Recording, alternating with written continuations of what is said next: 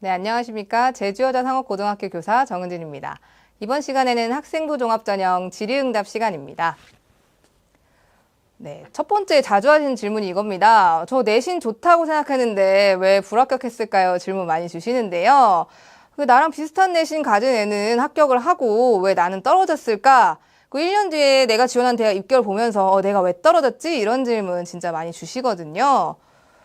이게 사실 내신이 좋다, 또 내신 등급이 높다는 의미를 좀 자세히 보셔야 되는데요. 먼저 전 과목 평균만 보지 말고 전공 관련 교과 성취도를 한번 확인하셔야 됩니다. 사실 학생부 종합전형에서 성취도 관련 평가 요소 다음과 같은 것들이 있는데요.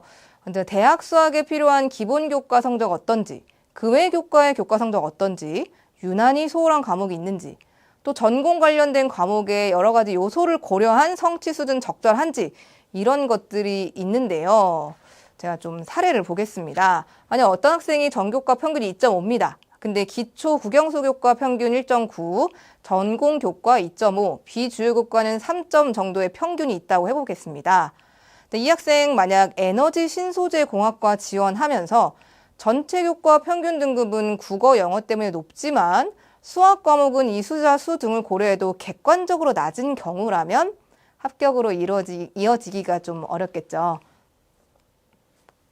다음으로 과목 이수 내역 확인하셔야 되는데요. 만약 학교대에 해당 과목 개설돼 있는데도 등급 산출 부담과 소인수 과목 회피로 다른 과목 선택한 거 아닌지 보셔야 됩니다. 즉 등급이 산출되지 않는 진로 선택 과목, 그리고 많은 학생이 듣는 과목을 선택해 가면서 등급을 유지해 온 것은 아닌지 한번 확인하셔야 되고요. 또 지원하는 학교와 학과의 특성을 확인하셔야 됩니다. 사실 경쟁 상대가 누군지 중요하기 때문에 혹시 일반고 지원 및 합격률 낮은 전형이나 모집 단인지 확인하셔야 되거든요. 예실 좀 보시면 대학알림위에서는 신입생의 출신 고등학교 유형별 현황을 밝히고 있는데요. 지금 보시면 이 대학들 자율고 그리고 특목고의 비율이 굉장히 높습니다. 그래서 내가 혹시 떨어진 건 아닌지 살펴볼 필요가 있겠죠. 또 지원 학과에 부합하는 활동과 관심사가 잘 드러났는지 마지막으로 확인하셔야 됩니다.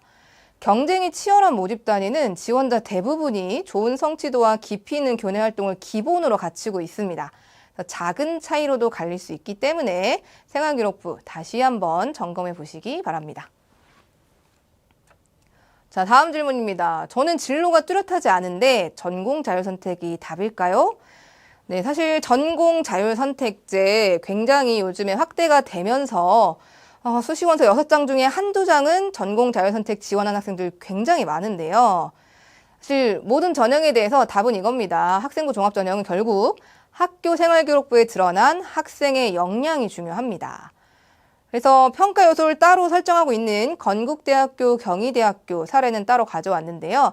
특히 건국대학교의 평가 세부 요소 사례를 보겠습니다.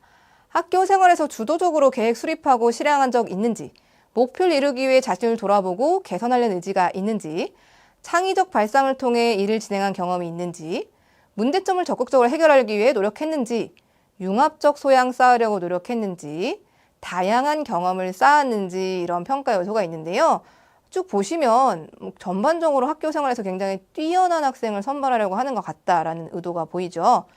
또 가이드북에서는 진로 역량과 성장 역량의 차이도 밝히고 있습니다.